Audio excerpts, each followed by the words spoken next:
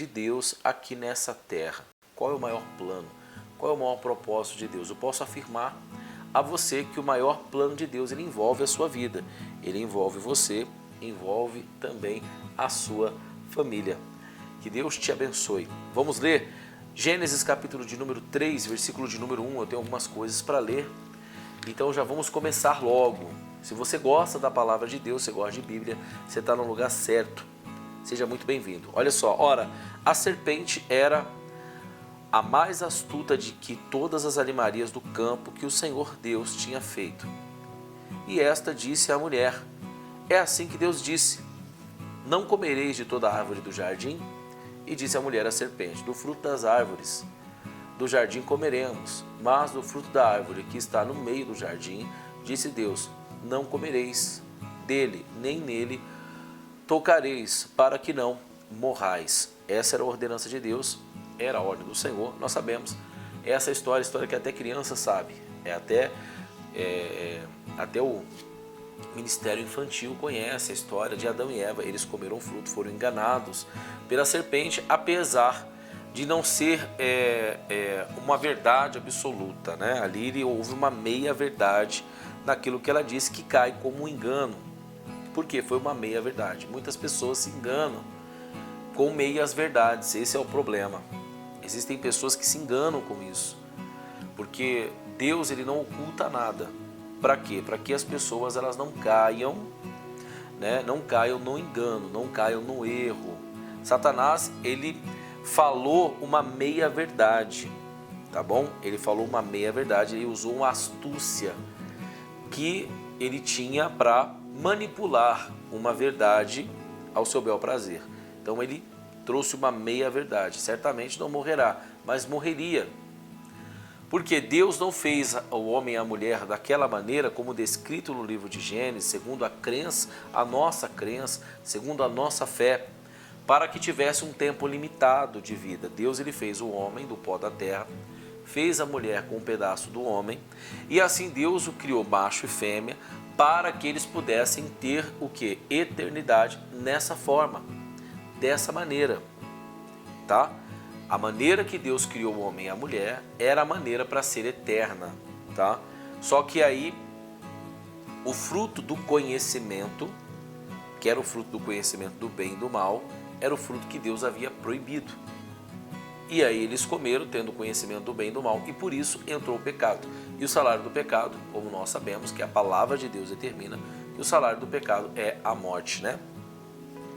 Então a serpente disse à mulher: certamente não morrerá. O que isso significa? Ela morreu sim, mas não naquele momento. Esse é o problema das meias verdades. Não, você não vai morrer, não agora, mas morreria logo depois, ou seja, quando o tempo passasse. Olha só como a meia-verdade é perigosa. E nós devemos tomar cuidado com isso. Por isso que a Bíblia diz: o povo perece por falta de conhecimento, de entendimento. Eles tinham a ordenança de Deus, e quando Deus ele fala da forma simples, não coma do fruto proibido, o que nós devemos fazer? Não comer do fruto proibido, tá? Mas no meio disso tudo existe uma série de interpretações que podem confundir a cabeça das pessoas. E é isso que nós devemos sempre ter cautela, tá? Eles não tiveram cautela, não mantiveram ali dentro daquela palavra, e por isso aconteceu tudo que nós estamos vendo nos dias de hoje, tá?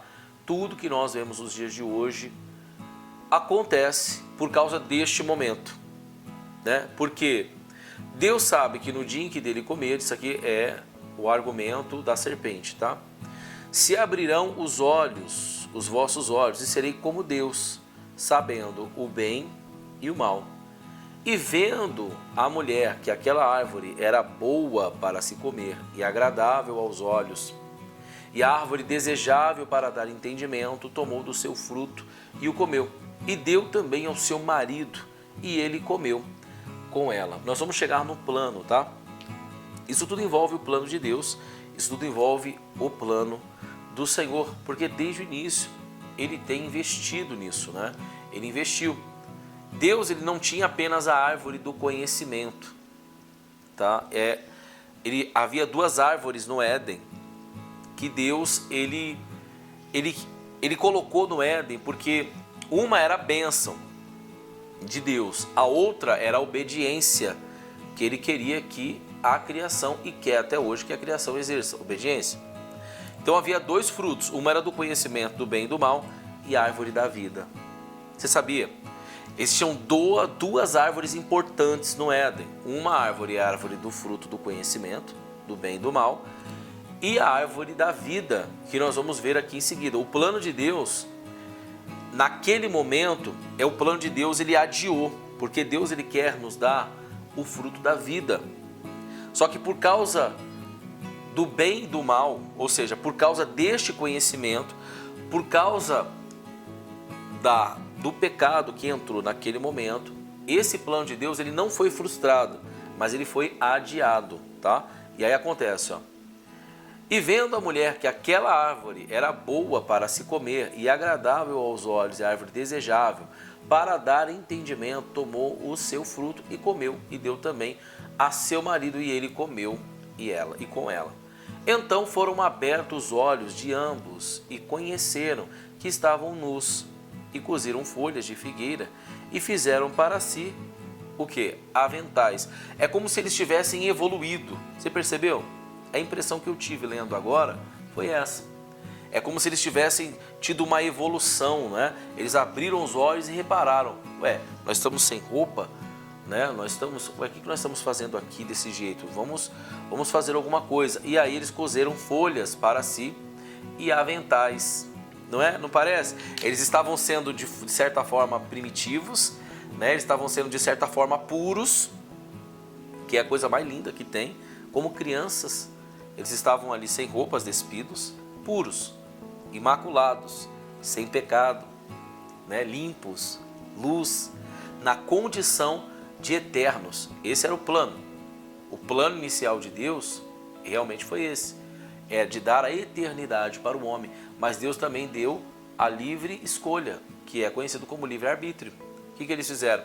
Eles comeram então do fruto do conhecimento e abriram os olhos. E parece que naquele momento eles começaram a construir as coisas. Você reparou?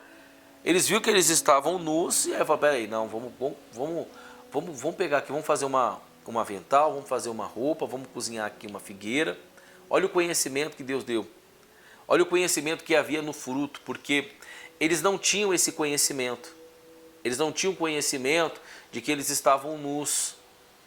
Eles não tinham, mas na verdade a nudez deles naquele momento não era uma nudez que significava algo ruim. Era uma nudez positiva, porque aquilo representava a pureza deles. Representava, né, um ser imaculado, um ser puro, um ser santo, como eles estavam naquele momento. Mas o excesso de conhecimento, porque aquela árvore não era árvore para eles. A árvore do conhecimento do bem e do mal não era uma árvore própria para eles comerem, percebeu? Mas a árvore ela estava ali. E muitas pessoas se perguntam assim: por que essa árvore ela estava ali? Por que a árvore do conhecimento do bem e do mal ela estava naquele lugar? Por que Deus ele fez isso? Porque Deus ele sabe, ele conhece a sua criação. Mas seria muito fácil, né, se não houvesse diante dos olhos do homem e da mulher uma probabilidade de escolha. Essa é a diferença. A diferença é que nós podemos escolher. A pessoa pode escolher fazer o que é certo e fazer o que é errado. Você tem essa escolha, não é? Você tem a escolha. Está nas nossas mãos. Deus ele conta conosco para isso. Porque eu vejo da seguinte forma: eu estive meditando sobre uma história que eu estava lendo para o meu filho hoje, que era a história realmente do Éden, né? Eu estava lendo essa história, uma historinha para criança, contada, né, de uma maneira bem simples para criança, bem didático. E isso falou muito comigo. Deus, ele no sétimo dia, ele descansa da obra, né? Mas esse descansar da obra que Deus ele praticou naquele momento, ao meu ponto de vista, naquela hora, como diz no capítulo de número 2, a Bíblia diz que Deus ele descansa, não porque Deus estava cansado, mas ele fala que tudo que ele havia feito era bom. A Bíblia diz, e tudo que Deus fez, e viu o Senhor que era bom, tudo que ele fez era bom. E aí ele descansa, e esse descanso, ele cessa. E naquele momento ele começa a ter prazer na obra, naquilo que ele fez, porque tudo que ele fez era bom. Sabe quando você chega depois de um dia de trabalho, em casa, chega cansado, né? Depois de um dia de trabalho, aí você senta no sofá da sua casa, você deita na sua cama, e aí você começa a relaxar, você começa a pensar em coisas boas, você começa a ver que aquilo que você está fazendo é bom. Você olha para os seus filhos e você tem um prazer, você sente prazer. Sabe quando você chega em casa e você vê seus filhos? Eu tenho isso quando eu chego em casa. Eu tenho o prazer de ver meus filhos no portão, vendo eu subir nas escadas. Isso é um prazer muito grande. Você poder ver seus filhos, no momento que você chega na sua casa, você vê seus filhos, é um prazer muito grande, não é? Quem já teve essa oportunidade de poder ver, né, a criação, os seus filhos, a herança de Deus? Quando você chega na sua casa e você vê, aquilo é um prazer muito grande. Então eu creio que esse descanso de Deus também está ligado a essa satisfação, não é? Essa coisa de você ver aquilo que você fez e você se agradar, e você ter prazer naquilo que você fez. Então Deus ele olha para a criação dele e ele sente prazer até o momento em que o homem toma do fruto da árvore e come. O pecado entrou no mundo. E todo o mal que você pode imaginar entrou na terra por causa disso. Eu estive falando isso para um jovem hoje, que nós atendemos diversas pessoas. E hoje eu estive dando atendimento. Permanece na live conosco, permanece aqui, tá? E eu estive falando com um jovem hoje. O jovem, ele mora no terminal de ônibus da minha cidade. Ele foi na igreja hoje beber água. E nós estamos na igreja quase todos os dias, né? E aí nós atendemos muitas pessoas. E aquele rapaz, eu comecei a falar sobre a palavra, ele começou a derramar as lágrimas dele, eu dei essa explicação para ele. O mal, às vezes a pessoa fica confusa com essa questão. E sempre perguntam isso para nós. Por que Deus permite a maldade? Por que Deus permite a maldade?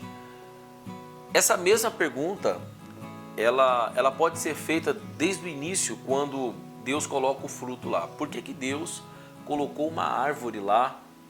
Uma árvore que ele teria proibido o homem de ter acesso, porém ele deixou aquela árvore ao alcance das mãos do homem. Da mesma maneira, a mesma resposta é para essa pergunta: por que Deus ele permite a maldade no mundo? Por que Deus ele faz isso? A questão não é se Deus permite ou se Deus não permite. A questão não é a permissão de Deus. A questão é a decisão do homem. A questão é a decisão da mulher, é a escolha do homem e da mulher. São as nossas escolhas. Quem escolhe a maldade não é Deus, quem escolhe a maldade é o homem. Deus não tem nada a ver com isso. Agora, quando a pessoa, ela a partir daquele momento, ela abre o coração e permite que aquilo que Deus ensina possa influenciá-la, aí a coisa começa a voltar. Aí a pessoa começa a voltar para o plano inicial, começa a voltar para a orientação que um dia as pessoas, ou seja, que um dia os seres humanos, aqueles que foram criados pelas mãos de Deus, abandonaram. Então essa é a resposta. Por que Deus permite a maldade? Deus permite tanto a maldade como a bondade, mas a questão não é a permissão de Deus. A questão é a atitude humana concernente a essa permissão de Deus. Deus permite, mas o que você vai fazer com isso? Porque as pessoas que estarão na glória, desfrutando de um relacionamento com Deus, essas pessoas elas querem um relacionamento com Deus até mesmo aqui. Porque você imagina que sejamos programados para serem adoradores e fazer o bem, não é? De forma que não existisse outra opção. que não existisse outro caminho. Só existisse esse. Como é que eu vou amar a Deus de livre e espontânea vontade se eu não tenho escolha? Deus sabe o que Ele faz. Deus não erra. Deus não errou colocando o fruto. Deus não errou permitindo essas coisas todas acontecerem.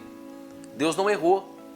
Quem erra é o humano, é o ser humano, em rejeitar o amor de Deus, em rejeitar aquilo que Ele deixou.